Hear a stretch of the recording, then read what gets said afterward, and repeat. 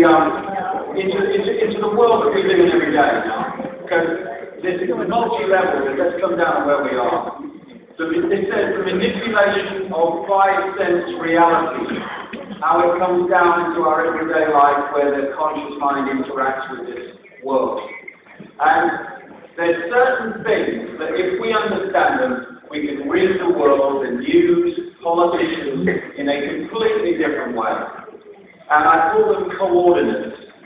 How do they do it? How do a few control the many in the way they do?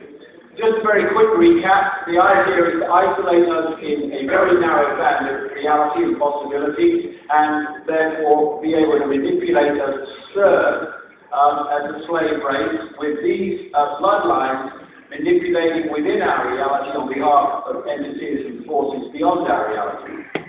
It comes down through this system we saw earlier, the structure, down into the five-sense world. And the idea is to hoard advanced knowledge, not least of the nature of reality that I was talking about earlier, the upper echelons of these pyramid structures they create.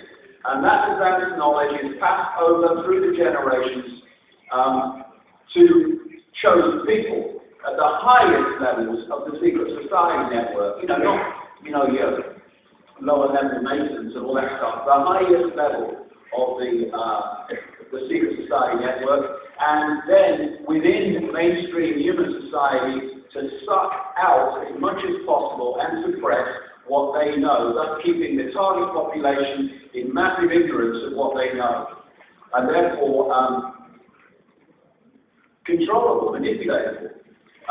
This is where, and I might be optimistic actually, but this is where the politicians, the presidents, prime ministers, heads of the World Bank, heads of NATO, etc. are, and they are subordinate to this network established in the upper echelons of these pyramids.